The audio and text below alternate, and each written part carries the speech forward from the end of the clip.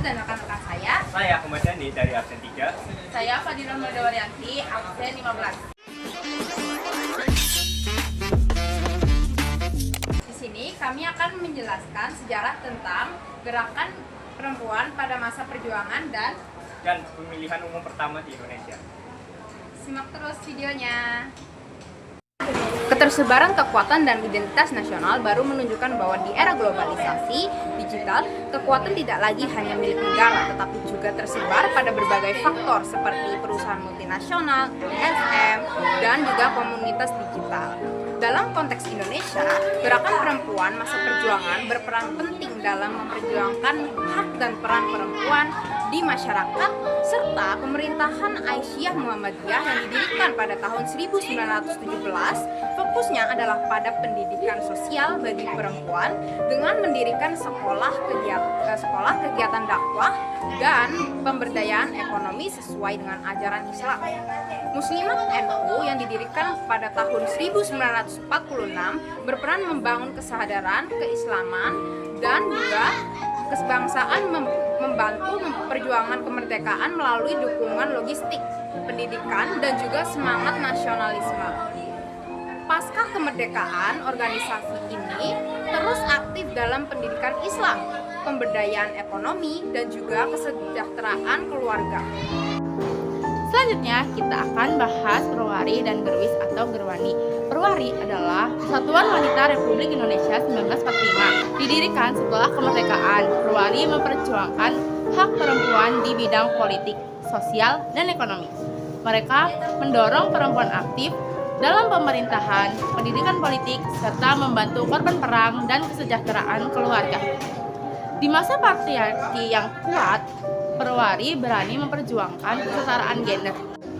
Selanjutnya adalah Gerwis atau Gerwani.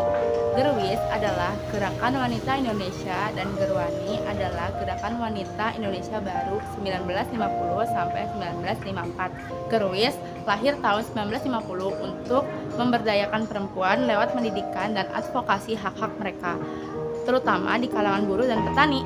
Tahun 1954 namanya berubah menjadi Gerwani yang makin aktif memperjuangkan emansipasi perempuan. Meski dibubarkan tahun 1965 karena tuduhan G30 SPKI, semangat perjuangannya tetap dikenal. Dari Perwari hingga Gerwani, perjuangan perempuan Indonesia membuktikan bahwa mereka selalu jadi bagian penting dalam membangun bangsa.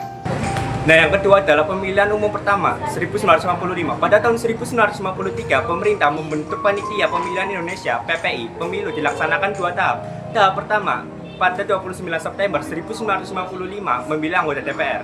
Pada tahap kedua, 15 Desember 1955 memilih anggota konstituante. Pemilu 1953 diikuti oleh 29 partai politik, beberapa organisasi masyarakat, dan calon independen 4 partai. Nah, 4 partai terbesar yaitu ada Partai Nasional Indonesia PNI, Masyumi, Nahdlatul Ulama, NU, Partai Komunis Indonesia atau PKI. Pelaksanaannya dilaksanakan secara langsung, umum, bebas, dan rahasia di seluruh Indonesia dengan jumlah pemilih cukup besar dibandingkan jumlah penduduk saat itu. Untuk hasil pemilu, 4 partai dengan suara terbanyak, yaitu yang pertama ada PNI dengan suara 22,3%, 57 kursi DPR, dan Masyumi 20,9%, 57 kursi DPR, NU 18,4%, 45 kursi DPR, dan yang terakhir PKI 16,4%, 39 kursi DPR.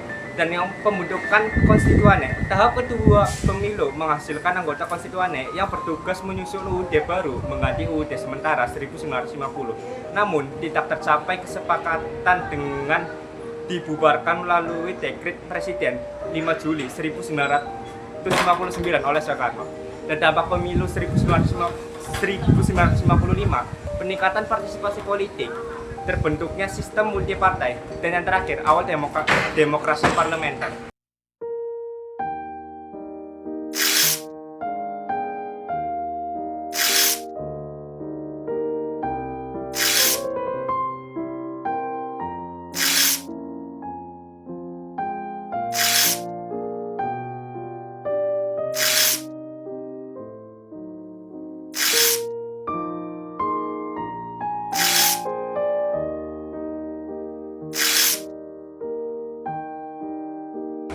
Sekian video dari kami, kurang lebihnya kami mohon maaf.